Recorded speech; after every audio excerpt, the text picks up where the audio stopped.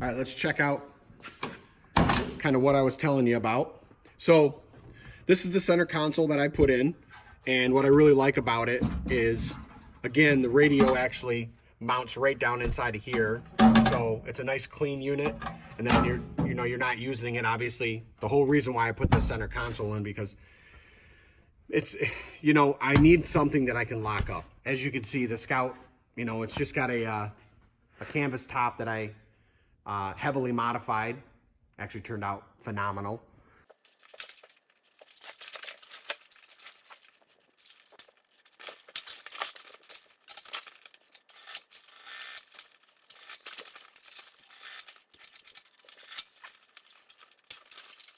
All right, so this is the joy of modifying the cover, tonneau cover, bikini cover, whatever. I think it's more of a cover because it's made out of diamond vinyl. This is for a four-door Jeep Wrangler that, believe it or not, with minimal modification actually fits on my Scout. I had to make these additional Velcro roll bar covers, and I modified these existing ones that originally were in this location. So I took them off there and I shortened them down and then redid the Velcro on them. And then what I ended up doing on the front is I went down to the hardware store and I bought a piece of little shy of quarter thick aluminum, and on the very top edge of the windshield is the bolt holes, which are threaded for when you put the hard top on the Scout. So I went ahead and replicated those bolt holes, and then I went ahead and folded it over and stitched this top seam. So when this is actually laying on the windshield, this would be the windshield, it creates a nice flat waterproof seal. And I bought stainless steel nuts and bolts, or bolts and washers that go through it in each one of the holes and bolt it down. So this stays stationary at all times. And then, these wrap around the roll bars, and then at the back, I modified this back corner. I went ahead and cut this down and then restitched it at an angle, and then it actually hooks on. The straps actually hook on to the back of the Scout, so it stretches it. Because you can see it's got a line, a liner of the strapping, and so it pulls it nice and tight and keeps it. It fits beautifully. It's a pain in the butt to try and do this on my sewing machine, but that's what it's there for. So the next video will be this on the Scout. The plan is to, I don't know if I'm going to do it right now. The plan is to take this and actually, again, with this vinyl that I purchased right here, I have a bunch of it, and some of this Velcro as well. What I'd like to do is actually have it where I just pull the clips off, I pull this off, and I roll it up on top of the Scout, and then use these covers and then just wrap it around it and strap it, so that way I can have a convertible top that'll stay stationary on the Scout and be able to have the top on or top off. That's it.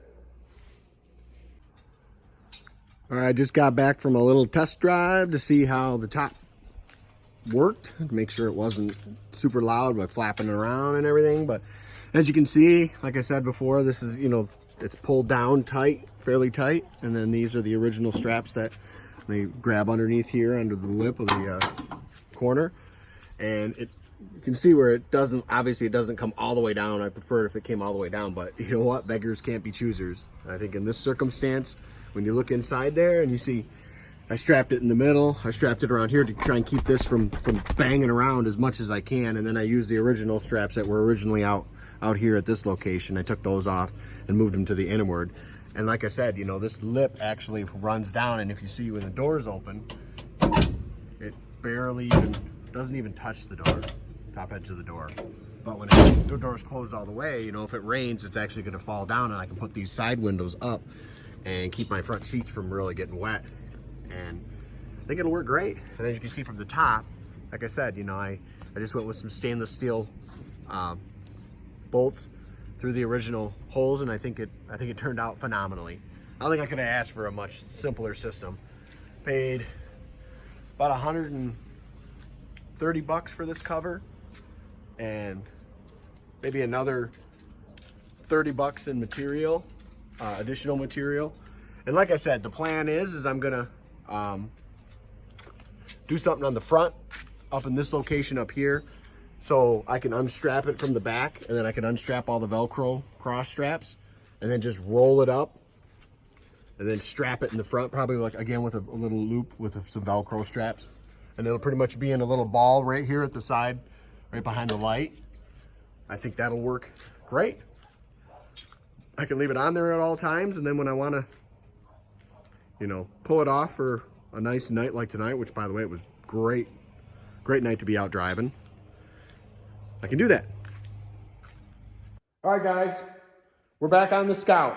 So it's been put away for the winter. I've been working on a couple other projects, been working on the 33 over there, doing a ton of sheet metal work on that. So that's been keeping me pretty busy. I'm also redoing my basement, putting a whole kitchen in, great room, all that. 1,200 square feet of tile. So now I'm back on the Scout. And granted, the Scout doesn't need a whole lot, but the seats, I reupholstered the seats. I took off the cloth that was in the middle because it was all ripping apart. And I hadn't even got 1 year into them. I used the original ones as a stencil. I do upholstery work too, so this really wasn't that bad. It was more bad trying to get all these pieces together and, you know, stitched because it was pretty thick. But it turned out pretty good. Okay, so the plan is in this location right here where I got these little rubber mats. This is actually under the seats. As you can see right here, these little seat mount brackets that I built. These little compartments, I put a little compartment in them so you can stuff some stuff under there. So there's obviously enough real estate under there to put the subwoofers, and I'll show you what they look like. Okay, I just wanted to give you a little heads up as to how it's turning out so far. Passenger seats all done, everything's all put in. You can see the wire coming up through the passenger side. It comes into the center console lower assembly that I built, and the console sits on top of that. And this is where I'm going to have the zip tied up, all nice and clean, all the excess wiring that's going to go up into the console itself. So I just wanted to show you what the driver's side one looks like. You know, I got all the wiring all zip tied together and just kind of nice, simple. Goes around, goes out into here, out the side, and then it'll go up into here. And then I'll use some coil, and I'll coil it up, which you can kind of see on that side. I did the same thing. So it's all nice and clean, nice and, you know, everything's going to be nice and hidden, nice and clean. So I'm just going to go ahead and pull this back out so I can bolt the seat back to the subframe, and then I'll set the whole seat assembly back in. I'll bolt it down for the last time, hopefully.